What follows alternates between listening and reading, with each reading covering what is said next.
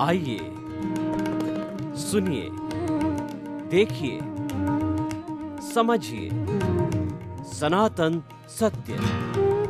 जैसी दृष्टि वैसी सृष्टि, दृष्टि विज्ञान। कुदरत, कुदरती रचना एवं कुदरत के कानून से शाश्वत सुख की प्राप्ति। जोधपुर के परम पूज्य महात्मा उपासक प्रोफेसर डॉक्टर सोहन राज तातेड़ के निर्देशन में सनातन सत्य। जैसी दृष्टि वैसी सृष्टि, दृष्टि विज्ञान।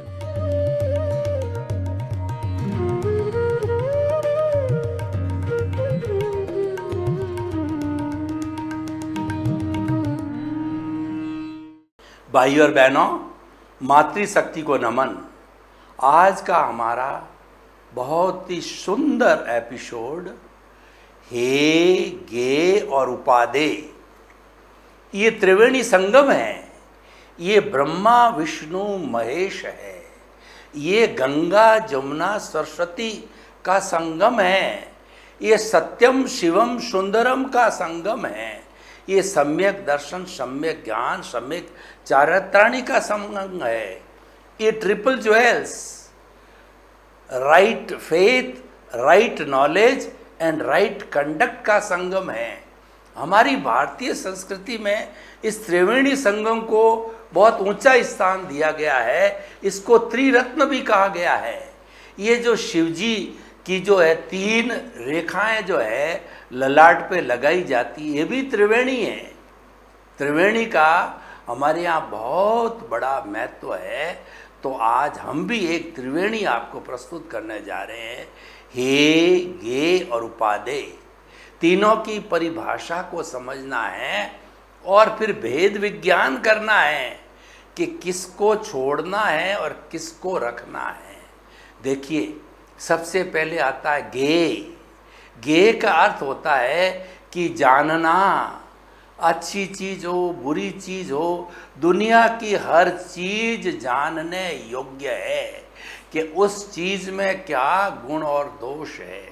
मैं जो आज बात करूंगा वह भीतरी जगत और बाहरी जगत दोनों की बात करेंगे। हमारा सनातन सत्य भीतरी और बाहरी जगत के समन्वय पर आधारित है। ये कुदरती रचना और कुदरत के कानून पर आधारित है।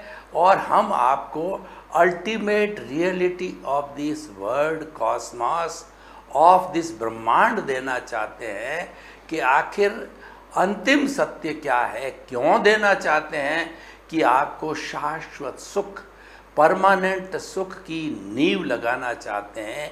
एक जन्म में परमानेंट सुख, ब्लिस नहीं मिलता है, लेकिन अगर नींव लग जाती है और हम उसमें प्रीति, जागृति और अनुभव को बढ़ाते जाते हैं, जो हमको ज्ञान के अंदर जो 3 बड़े बड़े सूत्र दिए गए हैं, उनके ऊपर अगर हम रियल पुरुषार्थ करके बढ़ाते रहते हैं तो कुछ ही भवों के अंदर हमें शाश्वत सुख, ब्लिस, मुक्ति, free from all the bondage, salvation, emancipation और जो है हमको मुक्ति की राह मिल जाती है। हम मुक्त हो जाते हैं। मुक्त होना हमारे जीवन का सबसे बड़ा सार है। और ये बात बार बार क्यों कही जा रही है? क्योंकि अगर ये बात मैं भैंस के आगे कहूँ तो भैंस के आगे बीन बजाने की कहावत बहुत प्रसिद्ध है। आप सभी जानते हैं कि उसका कोई निष्कर्ष नहीं होता है, लेकिन यह बात मनुष्य के सामने कही जाती है। इसका अर्थ है क्योंकि ये मनुष्य ही इस चीज़ को धारण कर सकता है और इसका पालन कर सकता है, इसको जीवन में उतार सकता है। दूसरा प्राणी तो 84 लाख जीवा योनि में इन सब चीज़ों को समझ ही नहीं पाएगा। क्यों नहीं समझ पाएगा? कि ईश्वर ने हमको फुल्ली डेवलप्ड इंद्रियां, फुल्ली डेवलप्ड मन, फुल्ली डेवलप्ड बुद्धि, फुल्ली डेवलप्ड चित्त और फुल्ली डेवलप्ड अहंकार भी है, जो कि हमको डुबाता है। तो 7वीं नारकी में भी जा सकते हैं हम। और जो है प्रज्ञा का संसार होता है, वह हमको मुक्ति में ले जाने वाला होता है। और भीतर प्रभु विराजमान है। सब चीज़ हमारे पक्ष में है, हमारे सब जो है वो अच्छे निमित्त है, अच्छे संजोग है, अच्छी सुविधा है, तो उसका लाभ क्यों नहीं उठा रहे हैं? अगर हम इन चीज़ों का लाभ नहीं उठाते हैं तो हम बहुत बड़े घाटे में रहते हैं, क्योंकि मनुष्य जीवन एक पारस मणि है जो कि लोहे को सोना बनाती है। ये चिंतामणि रत्न है, सभी तरह की चिंताओं को हरती है। ये नंदन वन है, ये अजस्व आनंद का स्रोत है, और ये वैतरणी नदी है जो कि 24 घंटे हमको मधुर मधुर पानी देती है। तो इसको हम कितनी भी संज्ञाएं दें, ये सबसे उत्तम जीवन है, इसके ऊपर कोई जीवन नहीं है। और बड़े बड़े जो 26 देवलोक के जो देवता हैं, ऊंचे देवलोकों की बात करूं, नवग्री बेहक, अनुत्तर विमान, वो देवता मोक्षगामी होते हैं, तो वो भी चिंतन करते हैं कि हम कब मनुष्य जीवन के अंदर जावें और सम्यक चरित्र को धारण करें, और धारण करके और कुछ ही भवों में सिमंदर स्वामी के चरणों में जन्म लेकर अपने समस्त कॉजल बॉडी को समाप्त करके, कर्मों को काट करके हम सिद्ध बुद्ध और मुक्त बने, ये भावना वो प्रतिक्षण बातें रहते हैं। तो देखिए, हमको तो सहज रूप में मिला हुआ है, इसके लिए हमने कोई विशेष जो है कार्य भी नहीं किया, पुरुषार्थ तो किया जब मिला है। तो भाई और बहनों, ज्ञेय का अर्थ होता है समस्त चीज़ की जानकारी करना, चाहे भौतिक जगत हो, चाहे आध्यात्मिक जगत हो, चाहे आत्मा से जुड़ा हुआ हो, चाहे पुद्गल से जुड़ा हुआ हो, सब चीज़ों की जानकारी करना ज्ञेय कहलाता है। अब आप निर्णय करो कि उस ज्ञेय के अंदर कुछ अच्छाई होती है, कुछ बुराई होती है, तो अच्छाई को धारण करना, अच्छाई को अपने जीवन में उतारना वह उपादेय कहलाता है, और बुराई को छोड़ना वो हेय कहलाता है। अब मैं देखिए, पहले भौतिक जगत की बात करता हूँ मैं।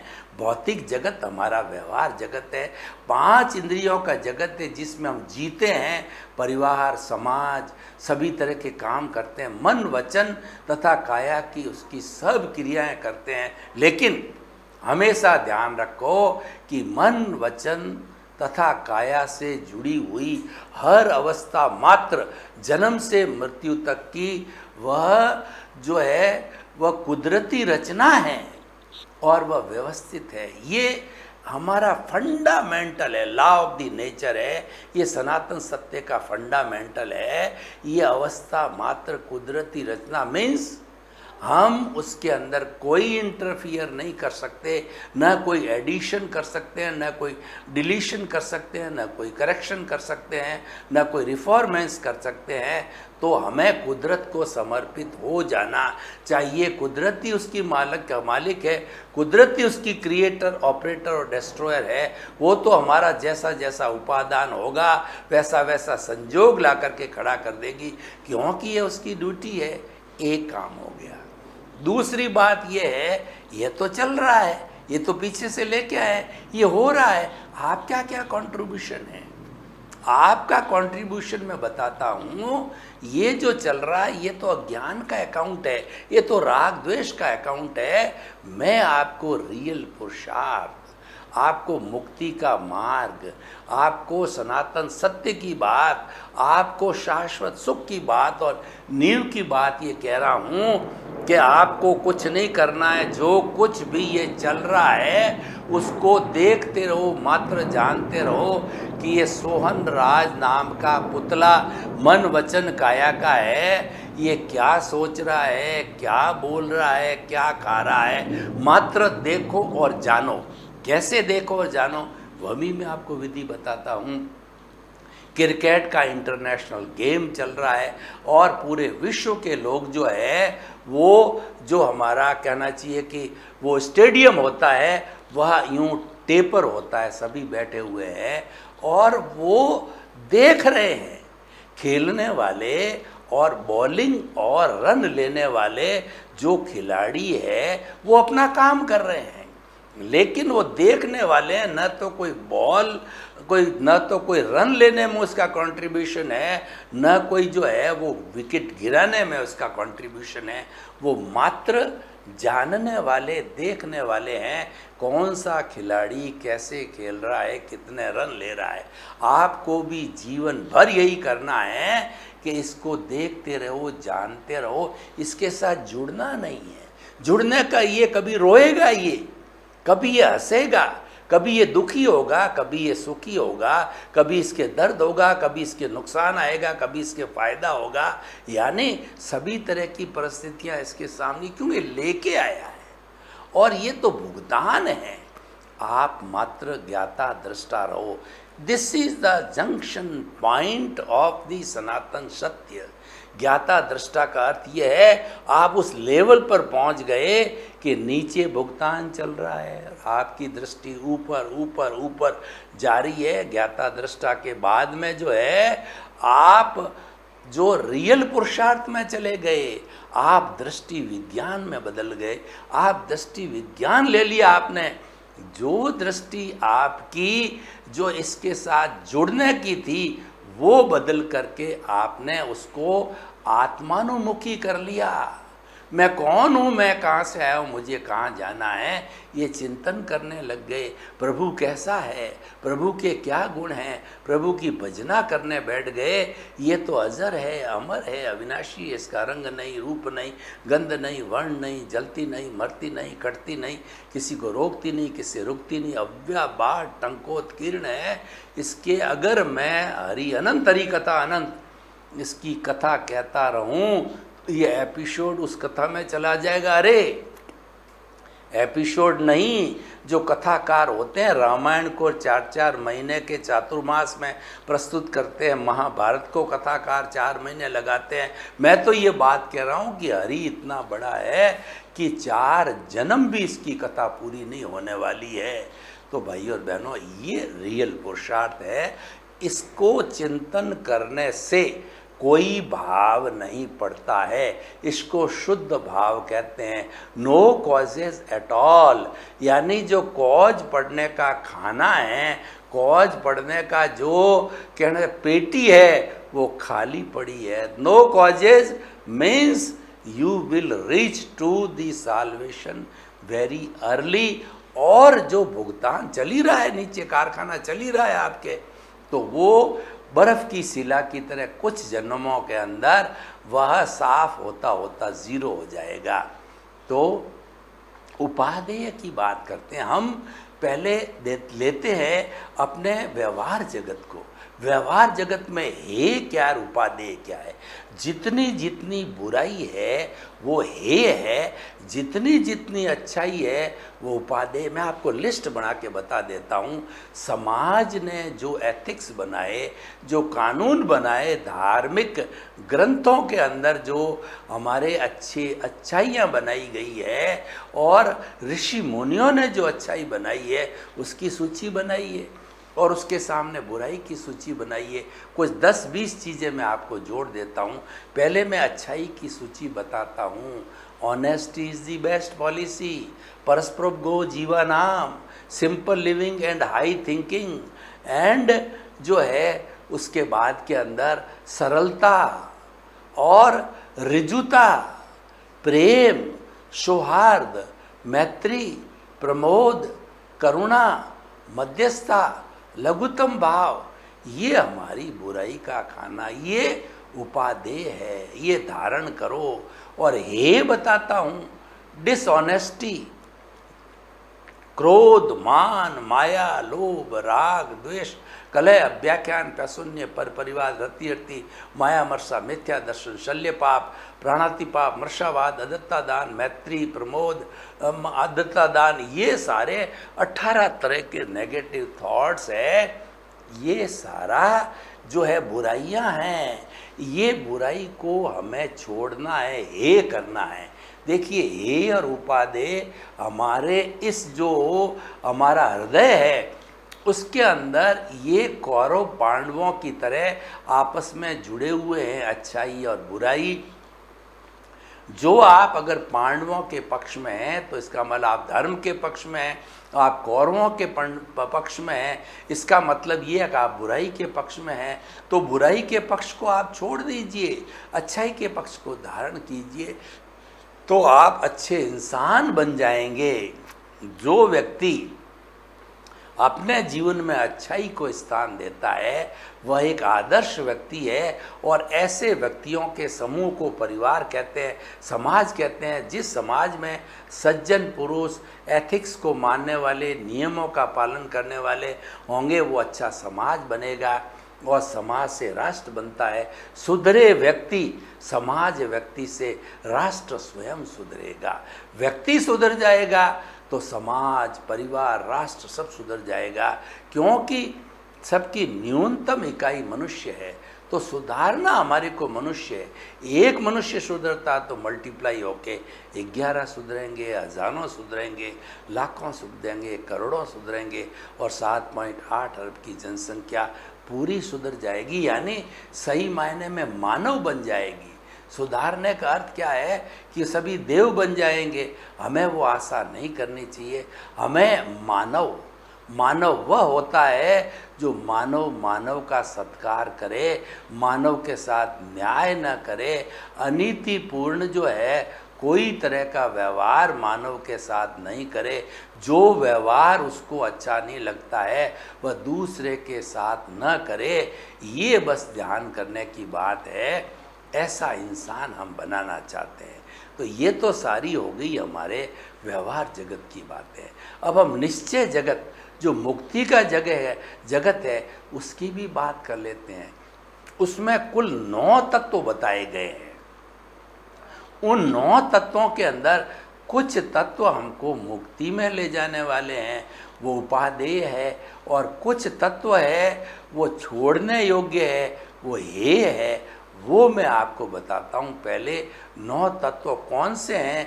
जीव, अजीव, पुण्य, पाप, आश्रव, संवर, निर्जरा, बंध और मोक्ष।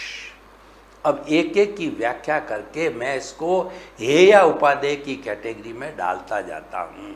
सबसे पहले जीव।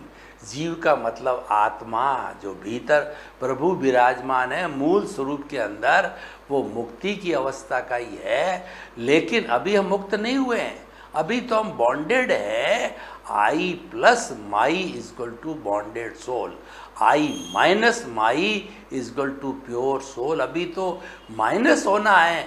हम तो मैं और मेरा कर्ता भाव में ही चल रहे हैं। जो कर्ता भाव समाप्त हुआ त्यों ही आपकी no ownership, no doership, no blame, no claim होकर के, और आप जो है वह आप शाश्वत सुख को प्राप्त कर सकते हो। तो देखिए, आश्रव का अर्थ होता है कर्मों के आने का द्वार। एक टंकी है, उसके अंदर पानी लेना है तो एक पाइप लगा दिया जाता है, और एक तालाब है, उसमें से बरसात का पानी लेना है तो एक नाला लगा दिया जाए। कर्मों के आने के द्वार को, नाले को आश्रव कहा जाता है।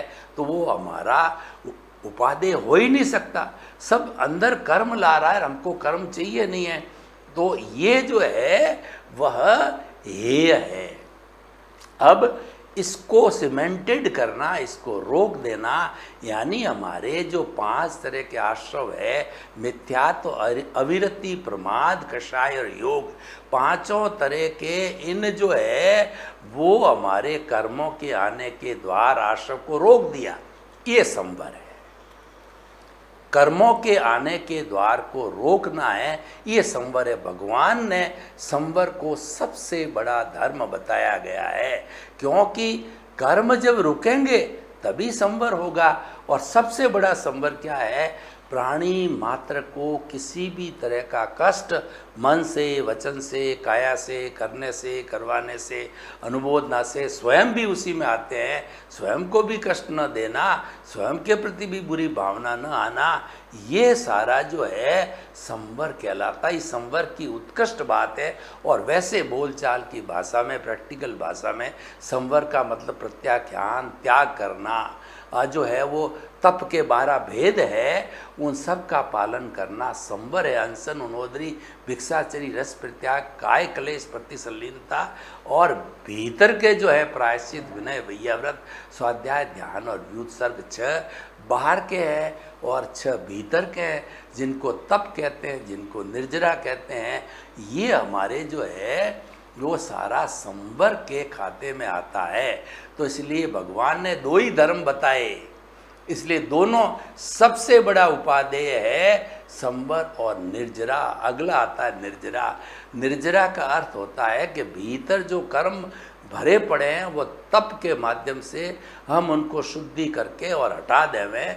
उस कॉजल बॉडी के ऊपर जो कॉजेज पड़े हुए हैं, इफेक्ट आया हुआ, उनको साफ करना, उनको धोना और कॉजल बॉडी का घनत्व, वॉल्यूम को कम करना, ये सारा जो आंशिक निर्जरा कहलाती है।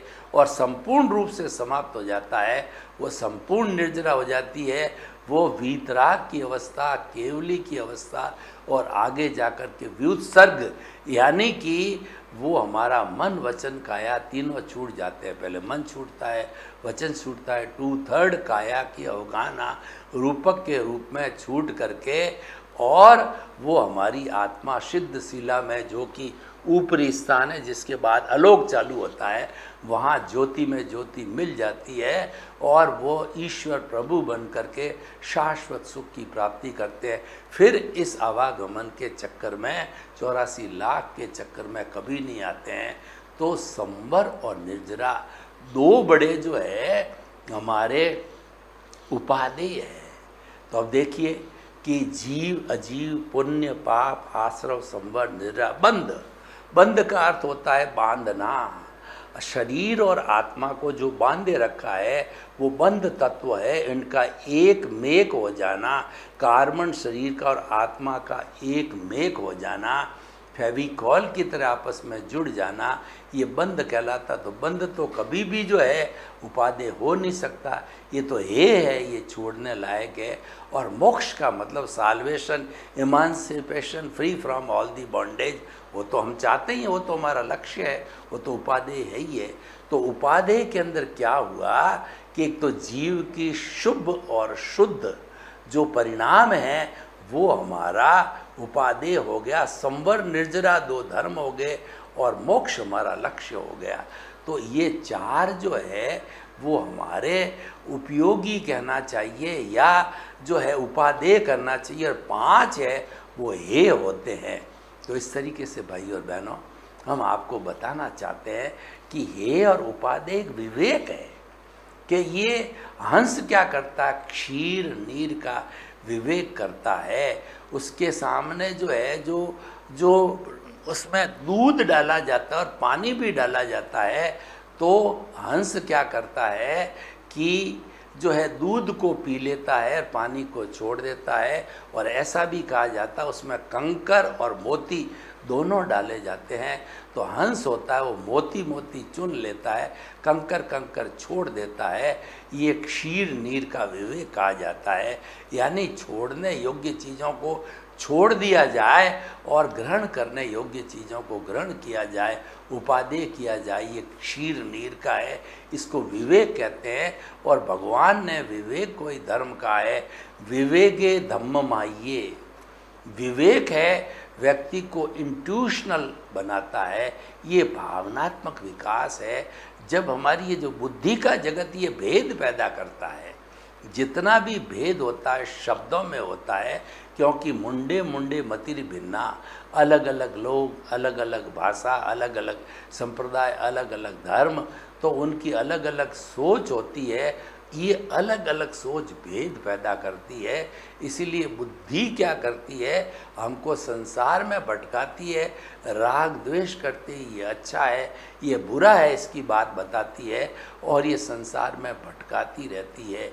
लेकिन हमको इसके परे जाना है।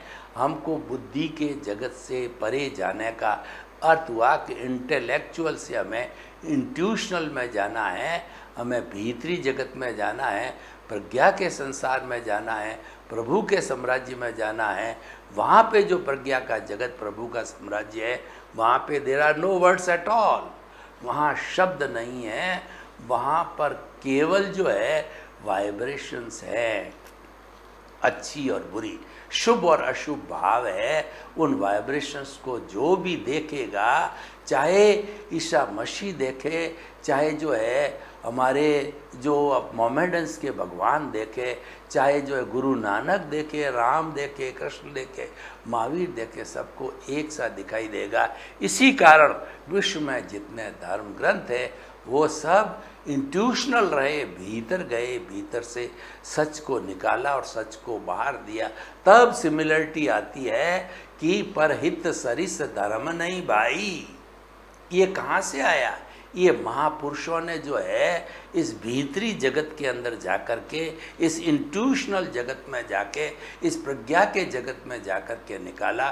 प्रज्ञा मोक्ष की प्रतिनिधि है और वो प्रज्ञा कब जागृत होती? जब विवेक जागृत होता है, यानी जब ज्ञान मिलता है, जब हम कर्ता भाव से हम जो है अंतरात्मा पद पर आ जाते हैं, कर्ता भाव समाप्त हो जाता है, कर्म बंधन का कारण समाप्त हो जाता है गुरु की कृपा से या जो हमारे ज्ञानी पुरुष की कृपा से, उनके अतिशय से, हमारे भाग्योदय से, पुण्योदय से हमारा अनंतानुबंधी कषाय है जो कि दर्शन मोहनीय का वो भस्मीभूत हो जाता है, कर देते हैं ज्ञान लेके। हमारा कर्ता पद छोड़ के हमको आत्म पद पे बिठा देते हैं और हमारा विकास होता रहता है और वह उपादेय होता है। तो कर्ता पद है वो हे है और आत्म पद है उपादेय है। तो हम इस एपिसोड के माध्यम से आपको कहना चाहते हैं, चाहे व्यवहार जगत है, चाहे निश्चित जगत है, उसमें छोड़ने लायक चीज़ को छोड़ दीजिए, अपनाने लायक चीज़ को अपना लीजिए, तभी संतुलन होगा। सर्वे भवन्तु सुखिनः, सर्वे सन्तु निरामया। लोक के सब जीवों को सुख मिले, शांति मिले, आनंद मिले, प्रेम मिले, सौहार्द मिले और सभी हम मिलजुल करके इस स्वर को इस धरा पर उतार लावें। आपके प्रति मंगल भावना। ओम शांति।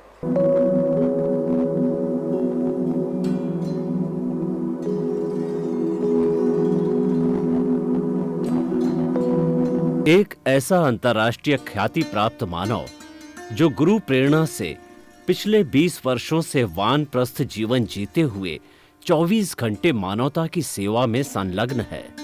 एक ऐसा मानव जो अभी राष्ट्रीय, अंतर्राष्ट्रीय टीवी चैनलों पर 7,500 एपिसोड के माध्यम से सनातन सत्य, आत्मविज्ञान एवं पुनरुत्थान, व्यवहार एवं निश्चय जगत के जीवनोपयोगी विषयों पर हृदय स्पर्शी प्रवचन कर चुका है। उस मानव का नाम है महात्मा उपासक प्रोफेसर डॉक्टर सोहन राज तातेड़। प्रोफेसर तातेड़ द्वारा योग, दर्शन, शिक्षा विषयों पर रचित पीएचडी स्तर के 250 शोध ग्रंथ भारत के 100 प्रतिष्ठित विश्वविद्यालयों में शोधार्थी पढ़ रहे हैं तथा वे सभी शोध ग्रंथ वहां की सेंट्रल लाइब्रेरियों में उपलब्ध हैं। महात्मा सोहन राज ने अभी तक हजारों स्कूलों, कॉलेजों, विश्वविद्यालयों एवं संस्थाओं में सेमिनार, वर्कशॉप, कैंप लगाकर लाखों विद्यार्थियों को योग, दर्शन, शिक्षा का प्रशिक्षण देकर उन्हें सुसंस्कारित किया। डॉक्टर तातेड़ ने भारतीय संस्कृति उत्थान के 4000 से अधिक समसामयिक विषयों पर आर्टिकल लिखकर ऑनलाइन जर्नल, पत्रिकाओं, वेबसाइट्स पर प्रकाशित किया, जिसका उपयोग लाखों पाठक कर रहे हैं। उपासक तातेड़ के 5000 से अधिक आज का सुविचार, आज का शुभ संदेश, आज का मंगल भावना योग आदि चिंतन websites, Twitter, blogger, Facebook, YouTube माध्यमों से लाखों लोग अपना जीवन निर्माण कर रहे हैं। मानवता के मसीहा ऐसे महामानव महात्मा सोहन राज तातेड़ के प्रोफाइल को अभी तक विश्व के 20 लाख दर्शक यूट्यूब पर, 12 लाख गूगल पर एवं लाखों दर्शक फेसबुक, ब्लॉगर, ट्विटर और इंस्टाग्राम पर देख चुके हैं।